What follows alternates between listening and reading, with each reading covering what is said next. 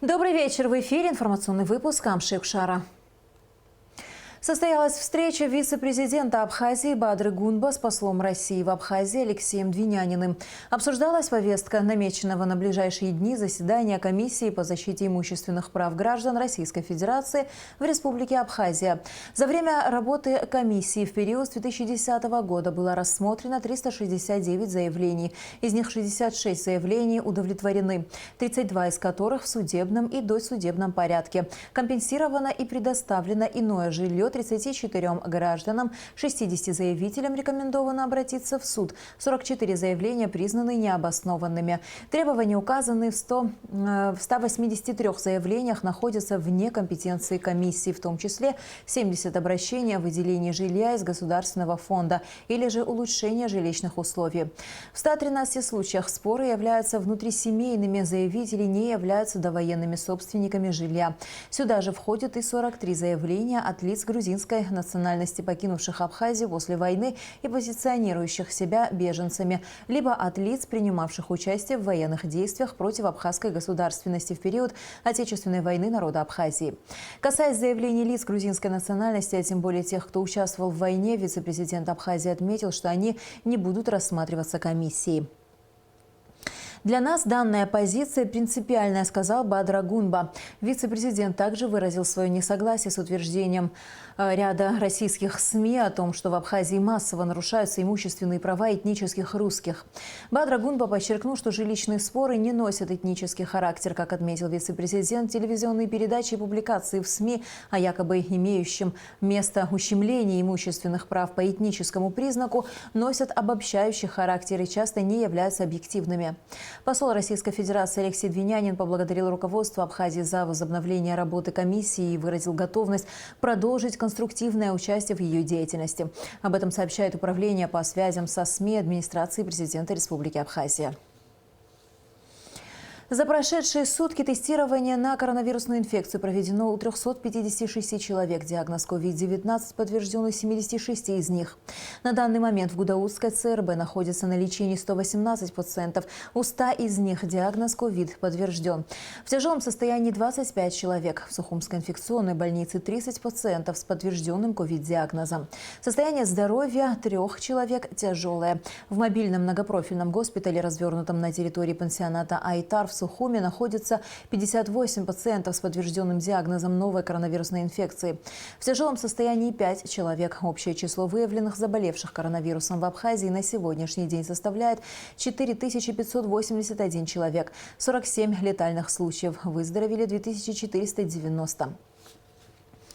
Оперативный штаб по защите населения от коронавирусной инфекции призывает граждан Абхазии соблюдать все необходимые меры предосторожности, чтобы избежать заражения. Глава столичной администрации посетил Сухумскую городскую клиническую больницу, в которой завершен ремонт блока для больных, поступающих с подозрением на COVID-19. Беслан Эшба также побывал в Сухумской инфекционной больнице. Подробности в репортаже пресс-службы администрации города Сухум. Подходит к концу ремонт обсервационного отделения в Сухумской городской клинической больнице. В ближайшие дни отделение будет готово к приему ковид-больных. Мэр проинспектировал отремонтированные палаты, предложил приобрести мебель, где ее не хватает. Горстрою поручил довести до конца оставшиеся работы, в том числе заменить электропроводку в наружной части, примыкающей к отделению, чтобы в дальнейшем избежать возгораний. Еще учитывая, что крыша все-таки старая, там тоже, наверное, остались какие-то остаточные может быть, провода или что-то еще. Все заменено. Отделение больницы будет принимать ковид-больных с сопутствующими кардиологическими, неврологическими и иными заболеваниями. Продумать, может быть, для того, чтобы была чистая зона, грязная зона, здесь тоже предусмотреть где-то перегородку.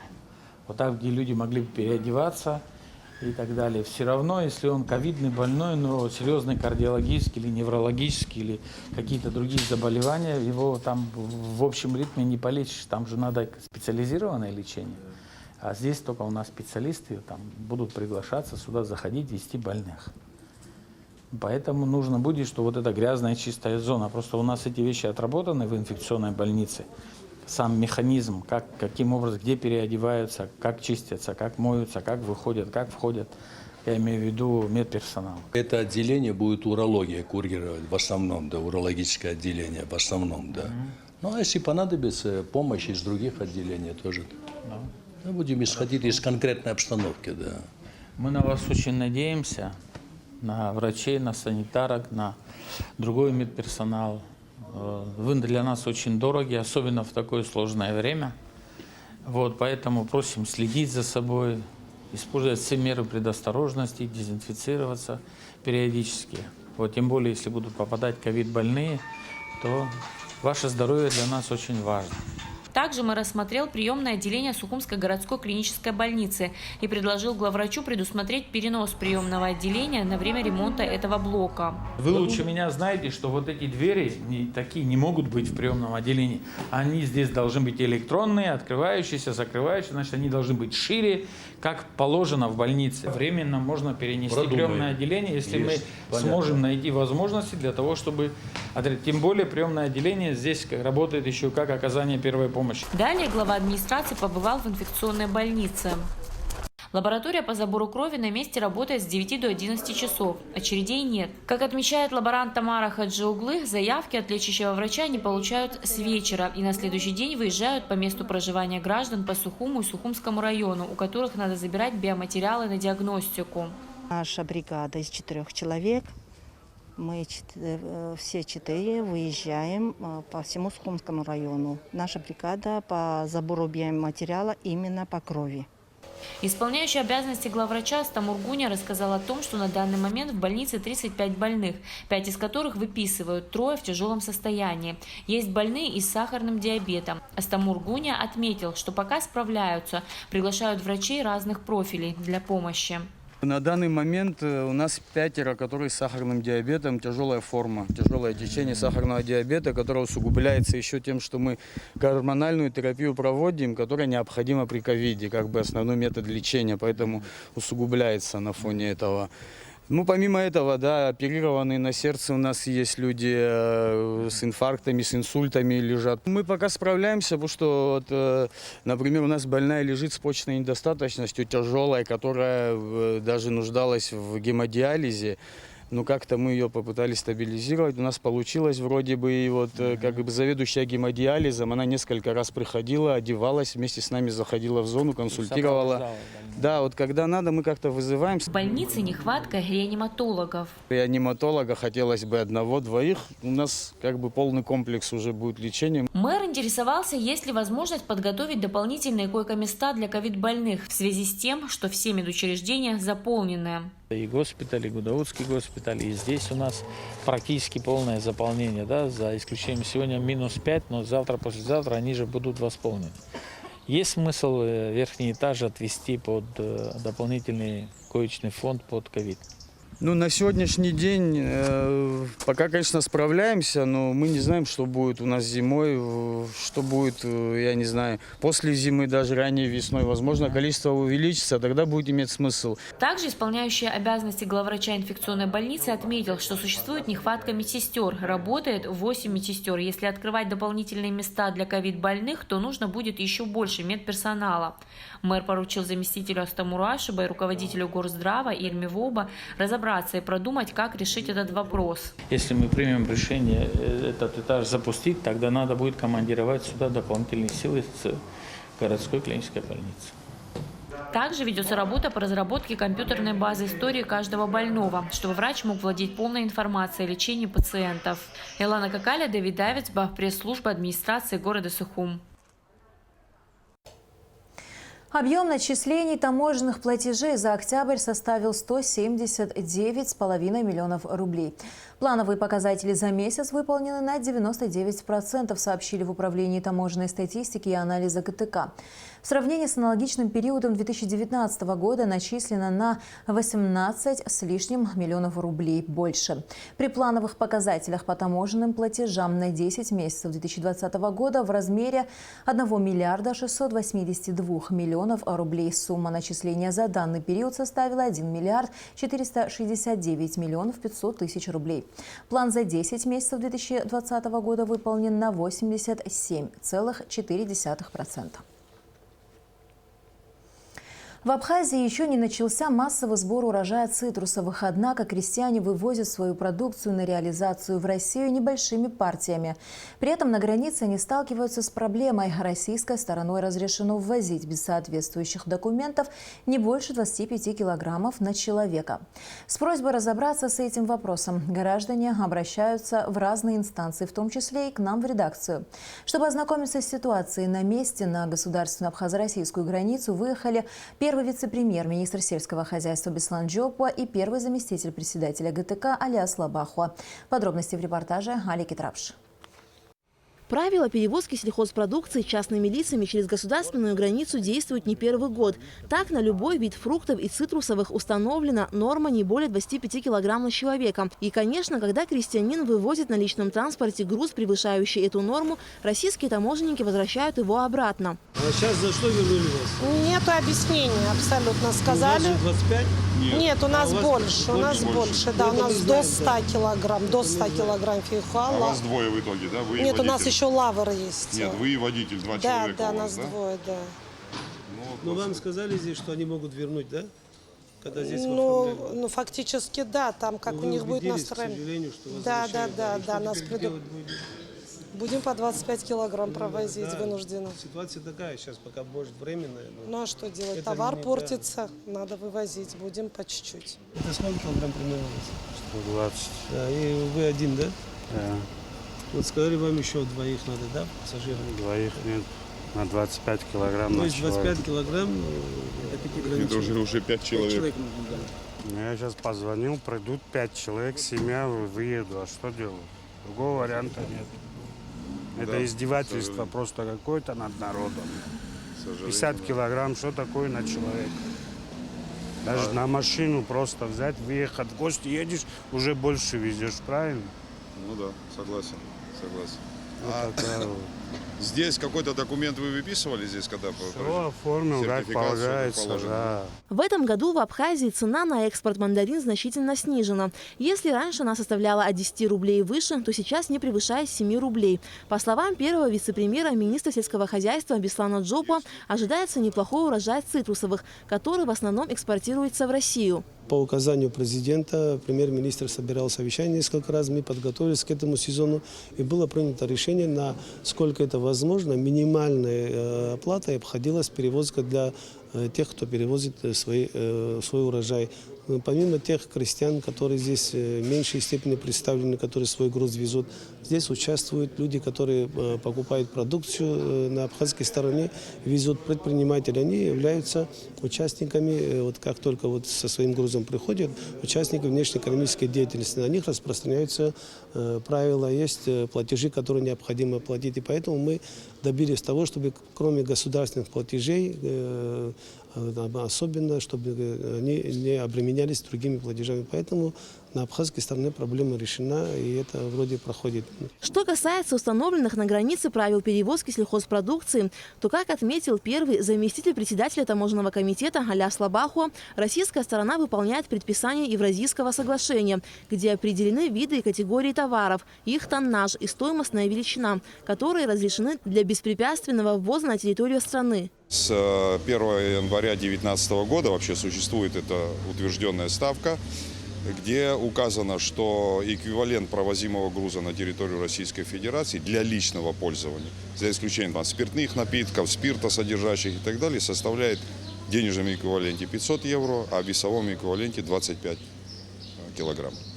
То есть свыше 25 килограмм необходимо все соответствующие документы. То есть это контракт, это сертификат соответствия, это грузовая таможенная декларация и все сопутствующие документы.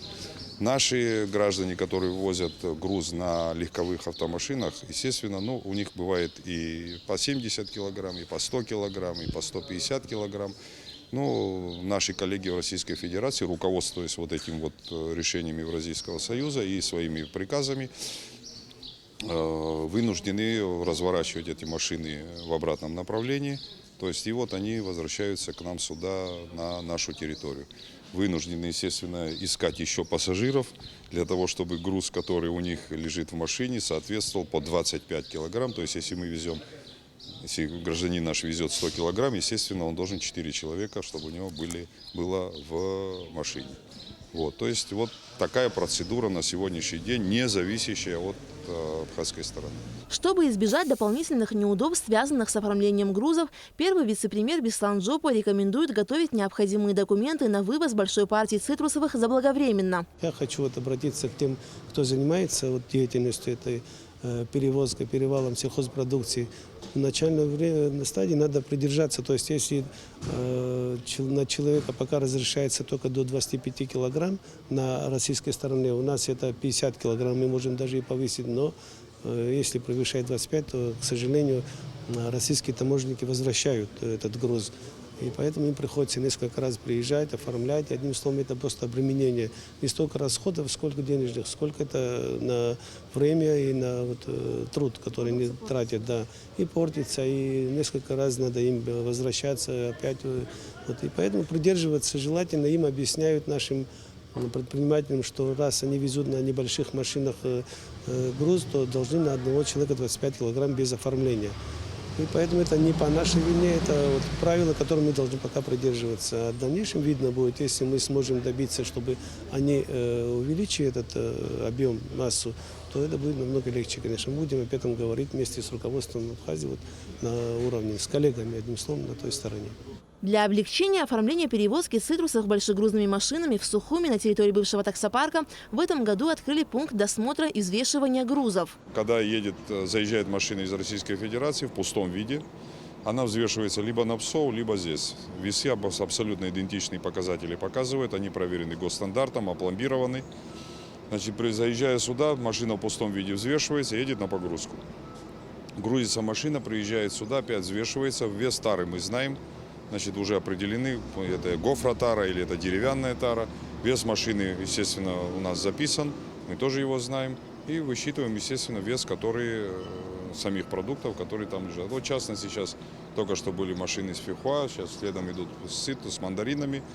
То есть это облегчает то, что на границе не происходит скопления в связи с оформлением, перед осмотром этого груза и так далее. Здесь присутствуют, значит, сотрудники пограничной службы, карантина растений и сотрудники таможни, естественно, да, которые пломбируют эти машины. Ставится пломба, на кого ленточная, у кого, значит, другого типа пломба ставится, и потом уже машины, как говорится, выходят беспрепятственно. На абхазской стороне границы при вывозе сельхозпродукции необходимо иметь сертификат соответствия и заплатить таможенный сбор, который составляет 0,1% от стоимости 1 килограмма товара. На российской же стороне предпринимателю придется заплатить ввозной НДС в размере 10%. На сегодняшний день в Россию уже вывезено более 900 тонн цитрусовых. Алика Трапша, Алексей Гухава, Абхазское телевидение. В Сухумский городской суд для рассмотрения по существу поступило уголовное дело в отношении бывшего генерального директора РУП «Абхазавтодор» Бориса Ачба, который подозревается в хищении чужого имущества путем обмана и злоупотреблений доверием в особо крупном размере. Об этом сообщается на сайте Сухумского городского суда. В отношении Бориса Ачба избрана мера пресечения в виде домашнего ареста в связи с установленным у него медицинскими противопоказаниями для содержания под стражей. Уголовное дело расследовалось следственным отделом СГБ. Сотрудники надзорной деятельности МЧС Абхазии приняли участие во втором международном пожарно-спасательном конгрессе, организованном МЧС России и прошедшем в формате видеоконференции. В рамках мероприятия была возможность обсудить тенденции нормативно-правового регулирования в области пожарного надзора, актуальные проблемы проведения пожарно-спасательных работ, а также перспективы внедрения программ, обеспечивающих комплексную безопасность крупных мегаполисов. В селе Аацы Гудаутского района завершается капитальный ремонт дорог. Работы проводятся Гудаутским дорожно-строительным комбинатом за счет средств Российской инвестпрограммы социально-экономического развития Абхазии. Сейчас идет процесс укладки асфальтобетонного покрытия. Из Российской инвестпрограммы на строительство дороги выделено до 33 миллионов рублей. Всего специалисты отремонтировали 3 участка дороги общей протяженностью 7 километров. В селе Аацы Гудаутского района ведутся строительные работы по укладке асфальтобетона.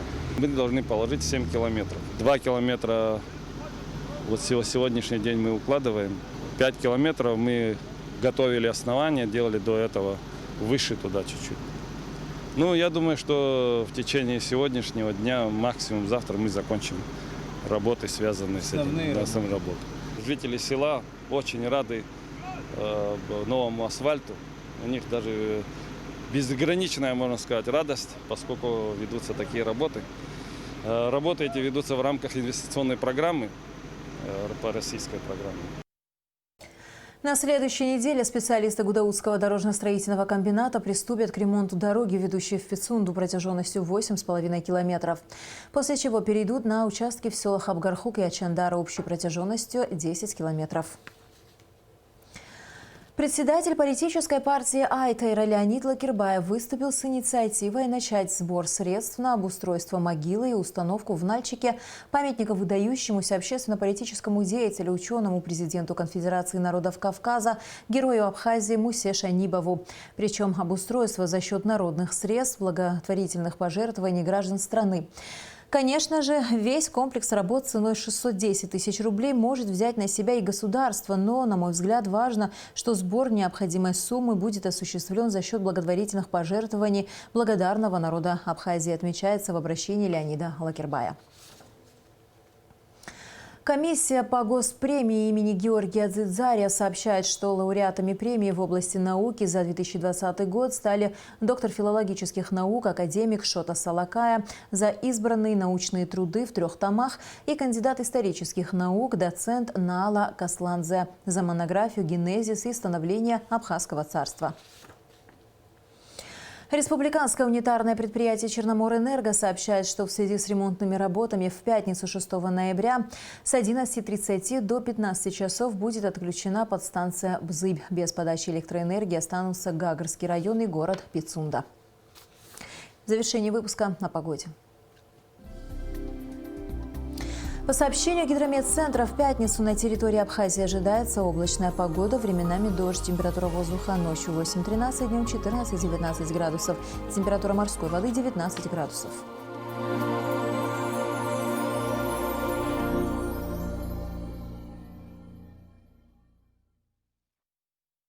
На этом наш выпуск завершен. До скорых встреч в эфире.